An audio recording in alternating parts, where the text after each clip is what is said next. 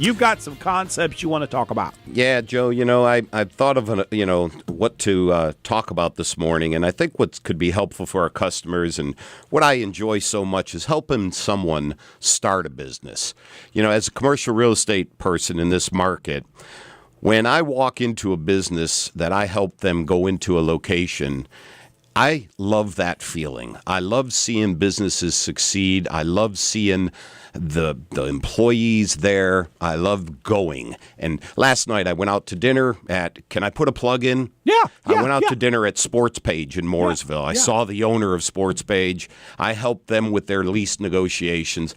I just get such a great feeling seeing what a great business they, and knowing that I had a part of it. Right. So in starting a new business. That's interesting, Tom, because I would not have known that you are so close to the beginning of somebody getting into business, because I would have thought by the time they come to you, they've already got the concept and the plan and they know what they want. It's interesting that you're at the beginning. I wouldn't have thought that was the case. Yeah, Joe, it's very key for me to have those upfront discussions. Now, granted, some people do come to me that have had already an operation, but I also meet with so many people that are, quote, new. And that is what I love. Okay. Because I have done so much of this. Personally, I've started several businesses, started my first business when I was 11 years old.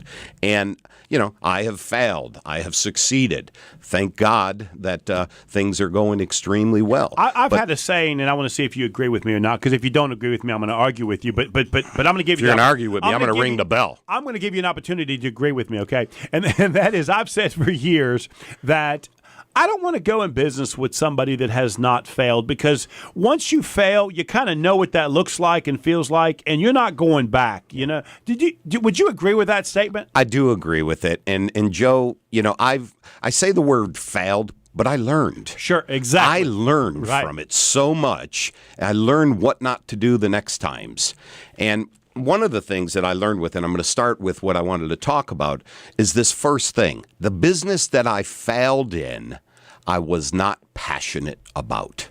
It was a club business, a bar, restaurant, and club.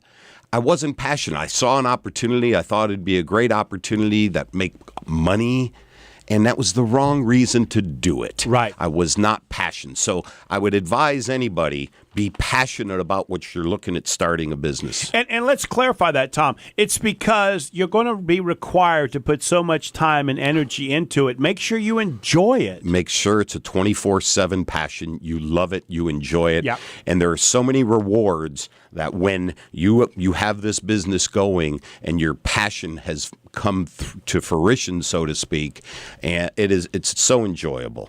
The next thing is the vision for your business. I believe it is extremely important to chart out that right vision. Chart out that vision. You then...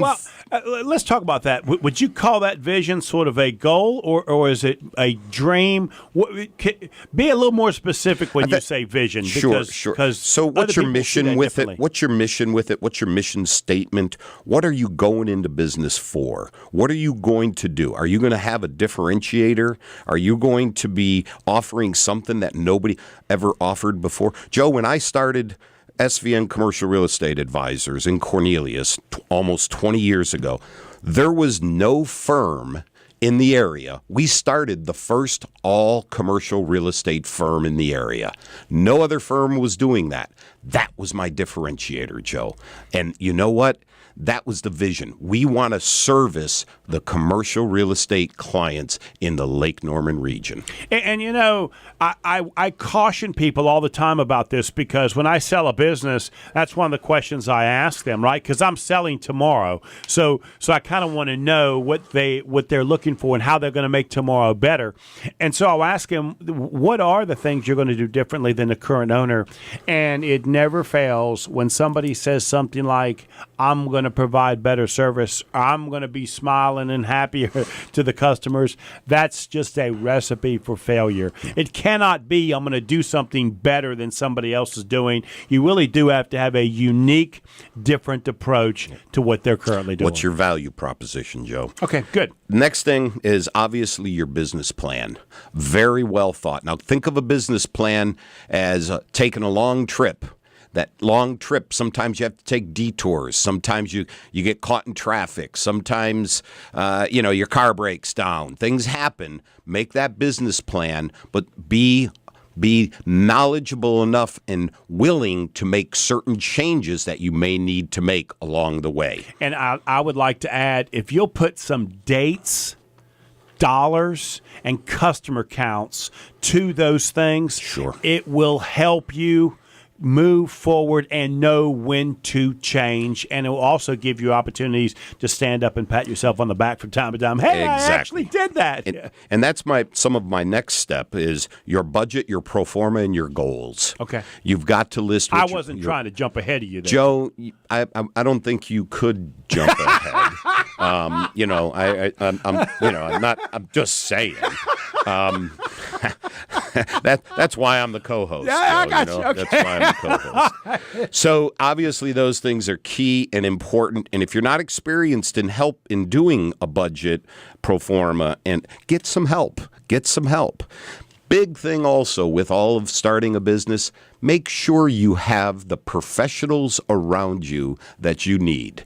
You have to have the right professionals around you. Well, and when you say get help in the pro forma, listen, what's so great about this new economy, everybody has sort of specialized, right? So they've broken up into pieces, which means it's really cheap to find a professional CFO firm that will do temporary help for you and help you put together projections, help you do some research. It's not that expensive anymore that you could find somebody to do a really nice job to put together a business plan for you, with you, and those projections can be done by a professional accountant or CPA, and that's a great point that's got a lot of value.